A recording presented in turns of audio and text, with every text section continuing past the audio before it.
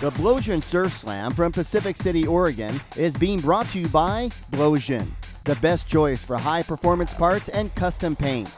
By Hertz Equipment Rental, find reliable tools for your needs, rent from Hertz.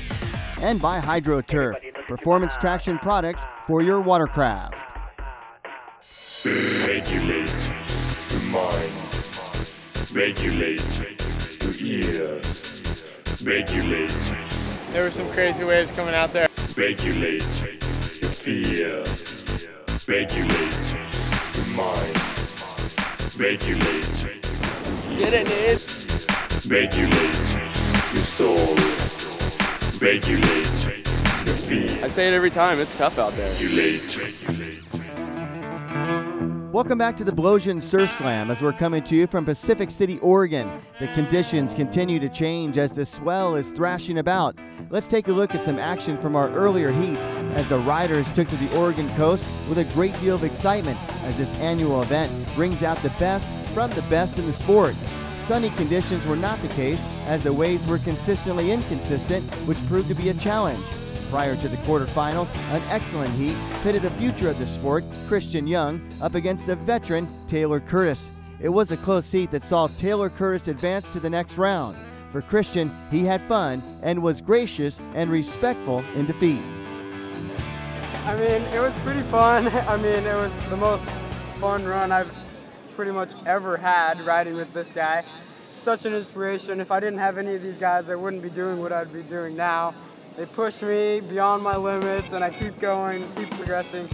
Without these guys, I don't know where I'd be now. Look for great things ahead for Christian Young, and the respect was free-flowing as one of the best in the sport also had good things to say about the young gun. He just edged out to move forward in the competition. Well, I think the world of him.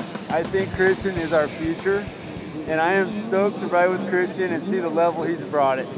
I kept looking over out there and just saw him hucking that thing. And I'll tell you what, these are not easy conditions to go out there and ride like that. And that kid rips. I'm stoked to be out here. I felt like it was a bit of a rough run for me, but might be doing some wrenching here in a few minutes. But yeah, it's fun because we go out and we're competing against each other, but we're having fun. Sometimes fun is deceiving, as Frenchman Pierre-Maxime found out when his ski gave him trouble and he gave it a swift kick. It worked for a moment. I landed on the back and I think I broke the nozzle and the cable, string cable in the same time, so long time to come back to the shore and big waste of time, so that's it. You can't do anything against that, it's just yeah. It was a tough break for Pierre, but good for Jake Montadon, a veteran of 10 years riding. Jake took advantage of the inside waves to rack up as many points as he possibly could. Surfing is half the score, and Jake made it work for him. No, it's really unpredictable out there. It's up and down, there's a set, and it's flat, just bumpy everywhere. So I think just make it work with what you got, you know. So it was good, I had fun. End of the weekend, starting to get tired, so it was good. Thanks. Another great free rider is former high school wrestler Mark Gomez. His strategy of surfing for his points paid off as he explained the conditions. The swell here is so powerful. It changes rapidly. There could be a wave inside of a wave. It's hard to explain, but it really eliminates you being able to set up much. On the inside here, the midsection comes and goes. The back section is absolutely huge.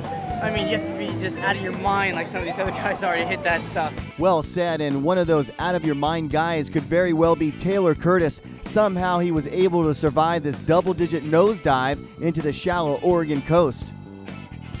Of course, Taylor would gather himself and ride away.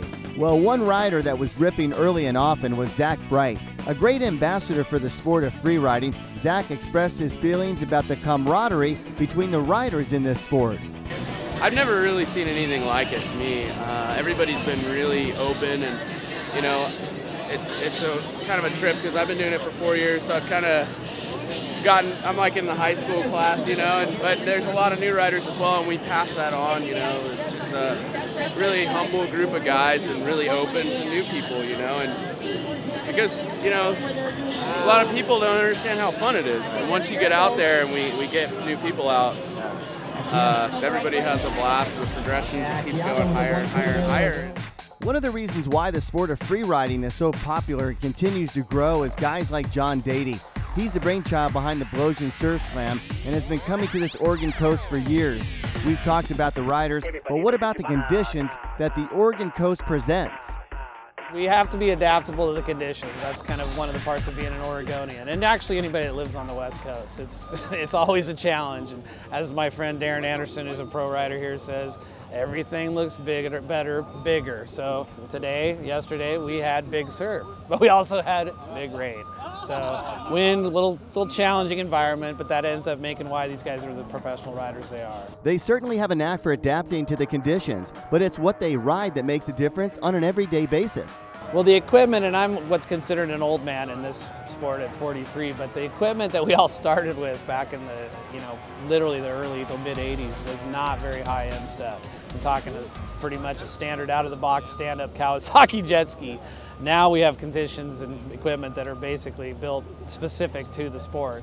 So carbon fiber components, billet aftermarket parts, and that's a lot of what we do at Blowsion is basically kind of adapt the equipment to these kind of conditions. Because this kind of surf is the kind of stuff that destroys parts and bodies and bones. So we end up having to adapt to that. You take a stock watercraft off the dealership floor, it's not going to survive out here. There's a certain amount of stuff you have to do. Between the ski and the rider, there's many elements that have to come together. There's no constant, especially when it comes to the conditions and what might be called the course, as no two waves are alike, nor do they come or exist from an exact spot every time. Whereas like a motocross bike, the guy that's the third jump, he's been on it twice before. Out here, that jump just changed and moved a different direction. Now that can be great, or that can result in a really gnarly wipeout, and we'll see some of that obviously out here. With that said, I asked John to explain the Blowsion Surf Slam in 3 words.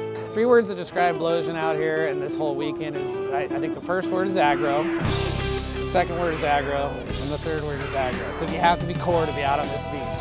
Whether it's sunny or not, the coast is always a challenge, so we're here and so are the riders. As the changing conditions continue to be a factor, the intensity of the competition gets cranked up. The riders now face elimination. When we come back, we'll meet Oregon fan favorite and Blowsion team rider Darren Anderson. He is one reason why the sport continues to grow. We'll have that, plus we'll narrow down our field on the way to the final.